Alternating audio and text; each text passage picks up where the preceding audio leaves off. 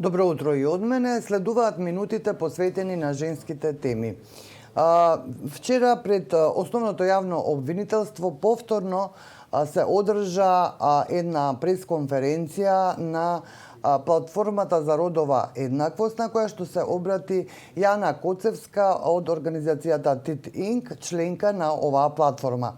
Со Јана ќе поразговараме ова утро за некои аспекти на барањата што оваа платформа ги достави до јавното обвинителство, до судскиот систем за завршување не само на случајот на јавна соба кој што цела година гледаме дека нема своја завршница, туку и на сите други случаи во државата на родово базирано насилство. Јана, добро утро, ако се слушаме, мислам. Добро утро, фала ви на поканата. Така, вие, како што кажав, се обративте вчера на вашата пресконференција, односно на организирана од платформата за родова еднаквост, во која членуваат голем број на женски организации. Кои беа вашите основни барања? Така е, Александра. Ние вчера се обративме повторно, како што и минатата недела имавме доставено барање до Министерството за внатрешни работи на Република Северна Македонија, така вчера исто и до обвинителството, кои сметаме овие две институции дека се клучни да започнат со работа за да конечно се решаваат проблемите со кои се соочуваат жените жртви на сексуално вознемирување, сајбербулинг и така. Значи, конкретните барања кои што ние ги доставивме вчера до јавното обвинителство се бараме кривичен прогон на сторителите на случајот јавна соба и за полнолетните жртви, не само за производство и дистрибуција на детска порнографија, бидејќи знаеме дека голем број од жртвите кои што се полнолетни се обратиле до институциите биле одвратени назад со разложение дека законот не ги опфаќа нив и дека не може ништо да сторат за полнолетните лица, што не е точно. Потоа бараме обвинителни акти против сторителите за низа дела, како злоупотреба на лични податоци, посредување во вршење проституција, загрозување на безбедноста, ширење расистички и ксенофобични материјали по пат на компјутерски систем, зависно од околностите на случајот. Исто така бараме доследно и квалитетно и што е најважно навремено спроведување на предистражни и истражни постапки во случаите за насилство врз жени, бидејќи знаеме дека овие процеси се влечкаат по институциите со месеци, а никогаш и со години, ништо не се превзема. Потоа бараме засилена контрола исто така над работата на обвинителите и само уште ова да го спомнам што е исто така и една многу важна работа, а тоа е дека бараме да ја работата согласно важните документи, тоа е Законот за спречување на заштита на насилство врз жени и семејно насилство и Истанбулската конвенција, кои што знаеме дека кај нас се изгласани, се подпишани документи и никако не се спроведуваат во целост. Едно исто така од вашите барања е што барате по-професионален однос на обвинителствата, бидејќи на тој начин се дава и пример, јас би додала и пример во целото општество дека овие дела не можат да поминат неказниво. Со ова одолговлекување веројатно се стекнува впечаток дека кој да стори вакво некое дело ќе помине неказнет. Имено за тој аспект сакав да поразговараме, Јана, со вас, во смисла на тоа каква порака праќаат овие надлежни институции воопшто во општеството, значи не само во рамките на своите професионални надлежности, што им се дадени, туку и се праќа една порака, дека ако се стори вакво некое дело на сексуално вознемирување, ќе се помине така. Да, тоа е точно. Се создава една клима на нормализација на насилство врз жените и таа клима веќе одамна е расширена и некако сите се однесуваат на тој начин. Ова не го кажувам, водејќи се само според она што го гледаме во медиумите, она што исто така и го чувствуваме во секојдневието меѓу нас.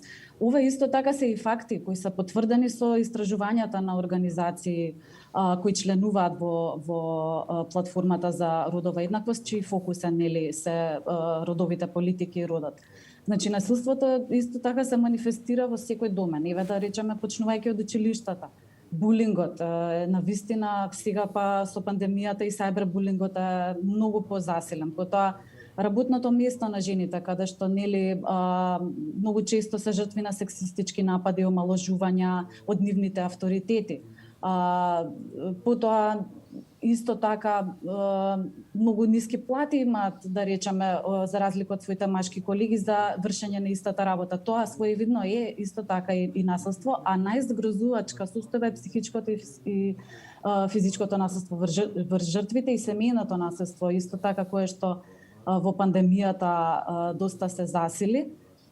И полицијата, наместо да ја заштитува жртвата од насилникот, ние знаеме по извештаите дека често полицијата се обидува да ги помири двете страни. И ова често резултира ненавременото спречување, резултира со фемициди, кој што за една земја како Македонија има навистина висок процент. Организациите членки на мрежата работат со жени на жртви на насилство, сексуално вознемирување и се сведува на истиот заклучок, Александра, тоа е дека институциите не работат на случаите, со години остануваат неразрешени и како такви во очите на јавноста се прецепираат како небитни. Жртвите се обесхрабруваат понатаму да преземат акција, да ги пријават сторителите и имаме и такви случаи каде што жртвите воопшто и не се решаваат да покренуваат постапка, а не би можеле ни да ги обвинивме за тоа бидејќи сите гледаме како не се решава. И би сакала само уште ова да споделам. Имавме еден случај каде пред 3 години каде што по своја должност полициска службеничка при отстранување на возило кое што не било прописно паркирано, се соочи со физички напад.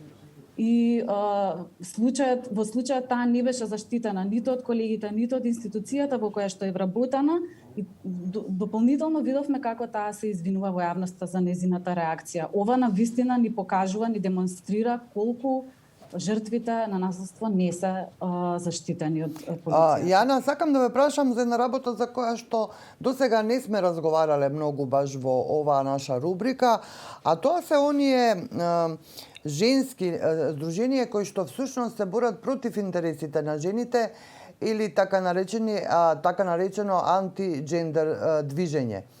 Еве за крај, ќе може ли да ни објасните, постои ли тоа кај нас? Што значи тоа всушност? Така, антиджендер движењето е всушност глобален феномен. Во Македонија исто така имаше примери на представници на гајање на ваквиот наратив во јавниот дискурс. Ние како земја повеќе од една деценија се соочувавме со политики кои беа фатални за состојбата на женските права. Например, донесувањето на рестриктивниот закон за прекинување на бременоста во 2013 година, кој за среќа сега е променет. Потоа укинувањето на родовите студии, тие беа во мирување 6 години. Со нивна замена на семејни студии.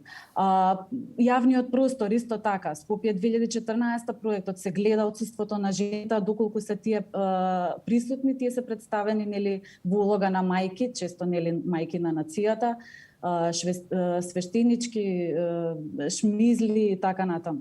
Во тој период институциите беа затворени, не беа започнати никакви процеси за подобрување на политики што се однесуваат на унапредување на женските права. И засолништата на жртви од насилство не функционирале во добар капацитет и така натаму, но најважно исто така во училиштата учебниците се полни со содржини кои што ги зацврстуваат стереотипите. Сите овие работи придонесуваат на одредени групи на граѓани битните проблеми во општеството да ги буткаат на страна и да доминира онаа слика во која што се зацврстени тие стереотипи традиционални во кои што јасно се подредени улогите помеѓу мажот и жената и слично. Тоа е всушност главната струја на антиджендер движењето, кое што не сака да го разликува родот како конструкција социјална од полот, тоест мажи, жени, не прави никаква дистинкција помеѓу тоа како се наметнуваат овие улоги, туку се смета дека тие се вродени и така треба да се однесуваме според истите. Јана, ви благодарам многу за ова јавување денеска во утрински брифинг. Ни помина минутите за разговор. Се разбира, ќе се слушнеме и ќе следиме се што правите. За сега ви благодарам.